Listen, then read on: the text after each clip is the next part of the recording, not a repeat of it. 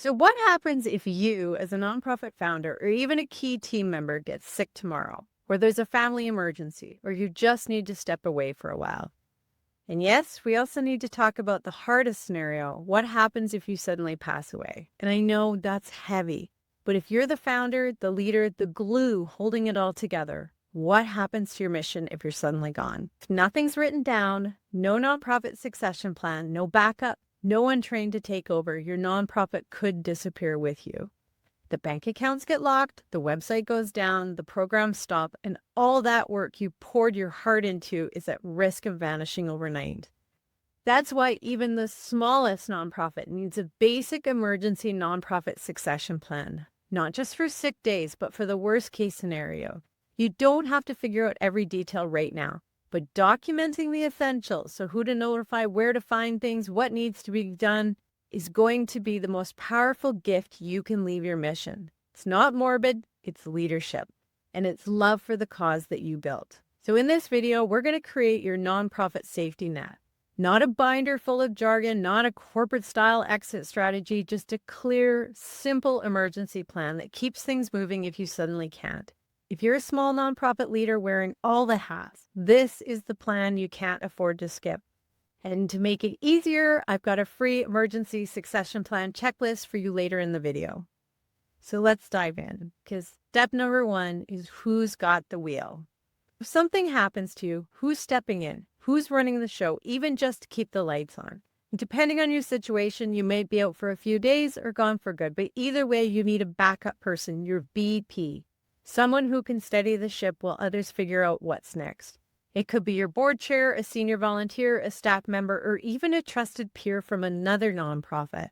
But don't assume, write it down and make sure they know. Here's what to put in place. We start with an emergency contact tree, which starts with your emergency contact person. That's the person you've listed on your waivers, your forms, or your legal paperwork. Make sure they know who to call if something happens to you, like your board chair, staff lead, or closest colleague. This is the beginning of your nonprofit's emergency contact tree. So your emergency contact person calls your board or your staff, then they branch out and notify key funders, partners, and volunteers. One call kicks it off with the next, and the message spreads out quickly but calmly. Then next, assign and prepare your BP, so your backup person. So whether you're out short-term or long-term, your BP is your immediate go-to. They're going to need more than just good intentions, though. They're going to need the authority to act on your behalf, especially for finances, and more on that in a second. But most importantly, they need to know your wishes. If you don't come back, what happens to your organization? Do you want them to carry on and find a new ED? Or should they wind things down with care, wrap up services, and notify stakeholders? If you serve clients, who's going to take over your appointments or your care plans? If you're a rescue organization, who's going to feed the animals? Where are the animals going to go? Even a basic document with next steps can save everyone from panic and protects those you serve. And be sure to set up financial backup access. So your BP may need to pay urgent bills, approve payroll, or sign off on grant expenses. So talk to your bank and set up a second signer or emergency authorization before you need it.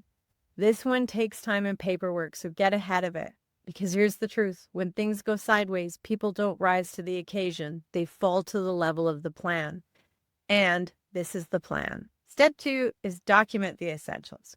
So you have your BP in place. So what do they do? Every nonprofit needs a just-in-case file. And no, it doesn't have to be a binder thicker than your laptop. You just need the bare minimum essentials. Organized and accessible and easy to find. So here's what that looks like. A securely stored document with all of your login information. So for your email, bank accounts, donation platforms, websites, email system, accounting software, donor CRM, social media, basically everything you can think of that your BP can easily step in and do what's needed. Just be sure to make sure that it's in a password manager like 1Password or Bitwarden. You'll also need contact information for your BP to have for any key contacts, like your bookkeeper, your banker, your payroll provider, lawyer, or major funders, anyone who they might need to contact. So make a list with names, roles, and how to reach them fast. This isn't about creating a manual. It's about making sure someone can jump in and not panic. Even a bullet-pointed Google Doc is better than nothing. And next, document where all the critical documents are. So think insurance policies, lease agreements, grant contracts, board meetings, bylaws, major vendor agreements.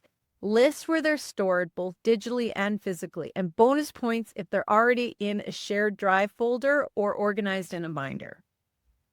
And step 3 is the quick handover guide. Imagine this. Your BP steps in ready to help out. They have the login information, the passwords, they know who to contact, but they have no idea how to process everything. Or maybe you have a program running that evening and they have no idea what to do for it. That's why every nonprofit, especially small ones, needs a cheat sheet that spells out how to keep things running if the lead person is MIA. So start with the basics. How do daily operations work? What's the process for handling donations and sending tax receipts?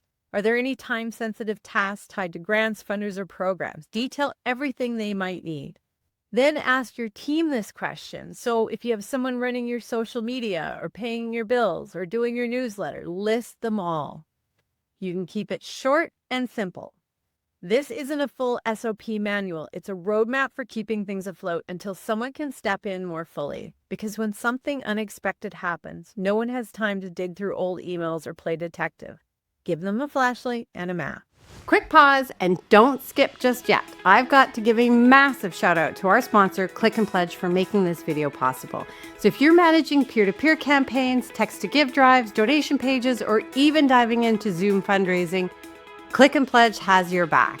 With transparent pricing, super fast 48-hour payouts, rock-solid security, and seamless Salesforce integration, this platform is seriously designed to simplify fundraising from A to Z.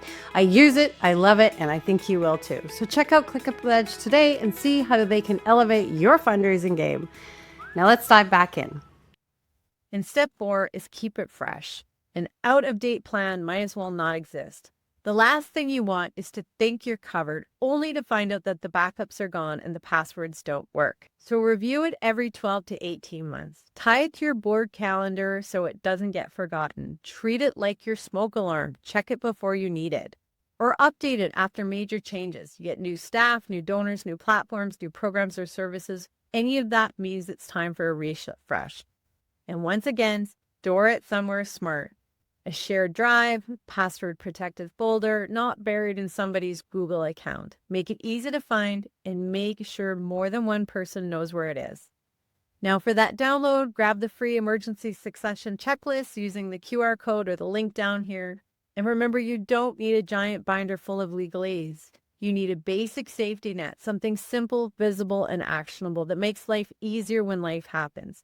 Because a scrappy functional plan you can find and follow, that always beats a polished plan no one remembers exists. And up next is a video that'll walk you through creating superhero boards. So when a transition does happen, they're ready to step in, not step back. Watch that now. Thank you so much for watching, and I'll see you next week.